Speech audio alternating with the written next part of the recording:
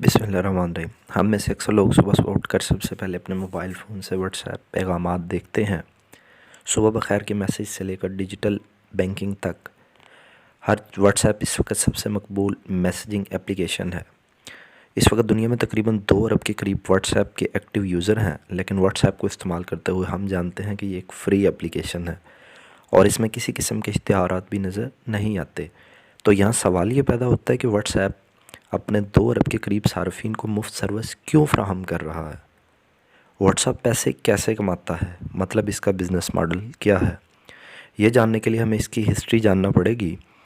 WhatsApp की बुनियाद Brian एक्टम और जेन कॉम ने 2009 में रखी।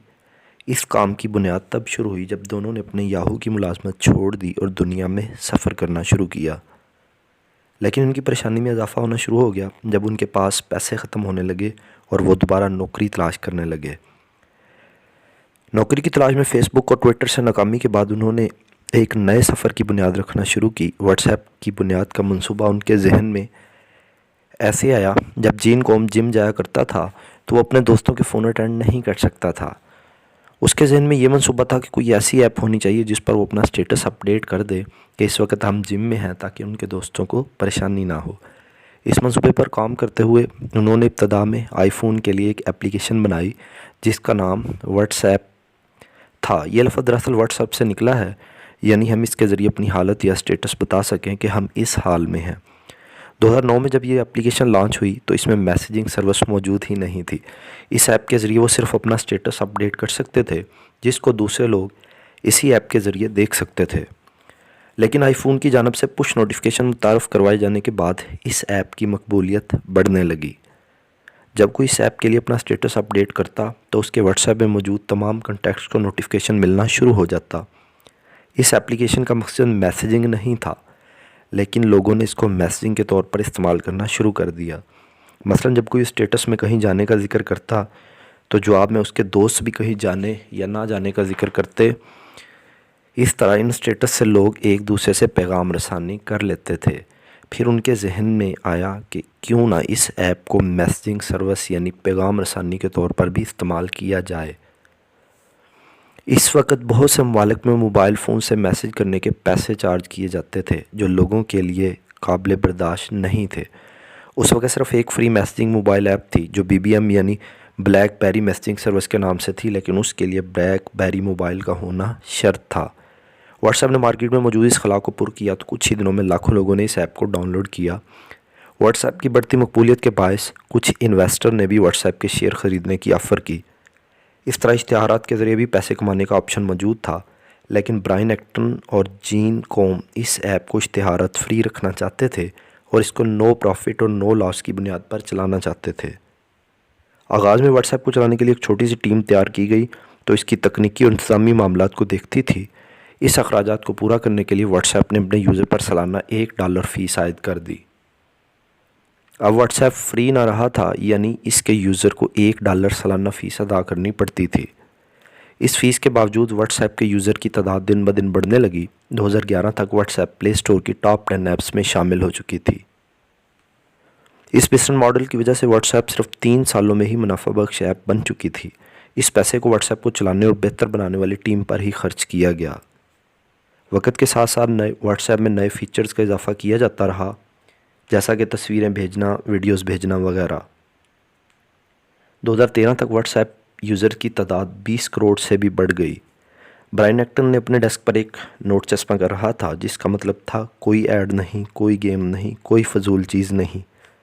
ब्रायन एक्टन का वाज़ेह मकसद ये था कि वो इस ऐप को मैसेजिंग एप्लीकेशन के तौर पर रखना चाहते थे जिसमें यूज़र की डाटा प्राइवेसी का ख्याल रखा जाए, यानी उनकी ऐप ही उनका पैशन था। 2014 तक मार्केट में और भी बहुत सी मैसेजिंग एप्लीकेशन आ चुकी थी, जैसा कि फ़ेसबुक मैसेंजर, वही चैट वगैरह।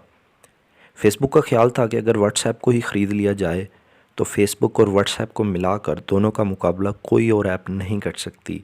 व्हाट्सएप पर मौजूद करोड़ों सार्फिन का डाटा भी फ़ेसबुक के लिए मज़ीद कमाने का बायस बन सकता था। लिहाजा फ़ेसबुक के CEO मार्क ज़करबर्ग ने 2014 में व्हाट्सएप को $19 अरब में ख़रीद लिया।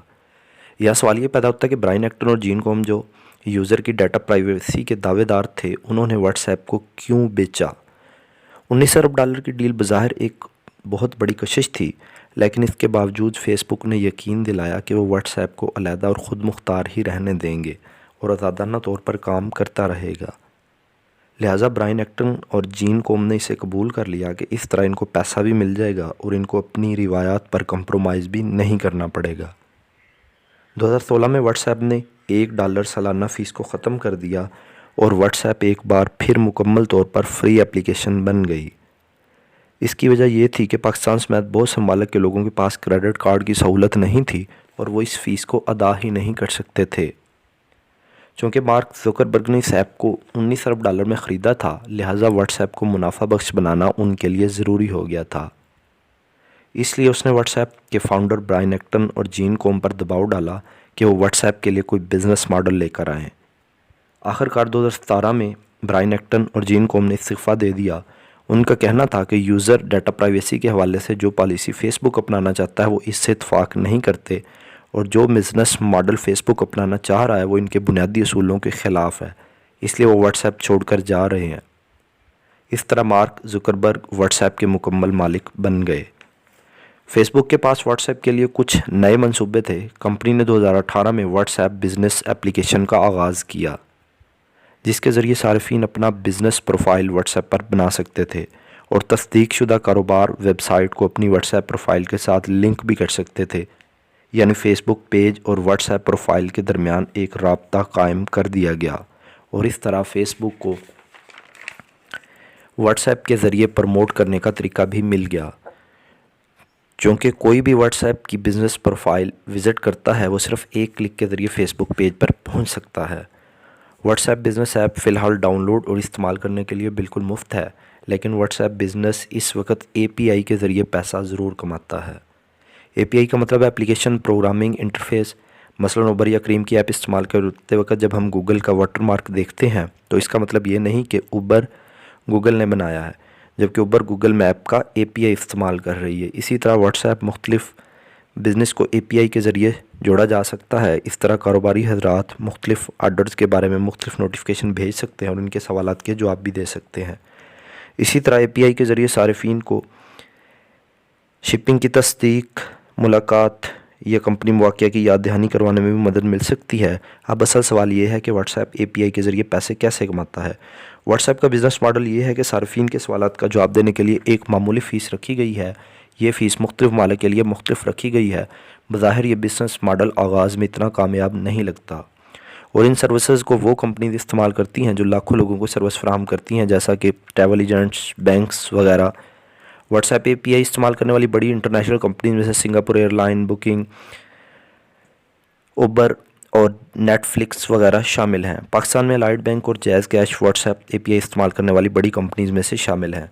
اس کے علاوہ واٹس ایپ نے کچھ ممالک میں واٹس ایپ پے کے نام سے ایک سروس کا آغاز بھی کر رکھا ہے۔ یہ واٹس ایپ بزنس پر پیمنٹ کی ایک سروس ہے۔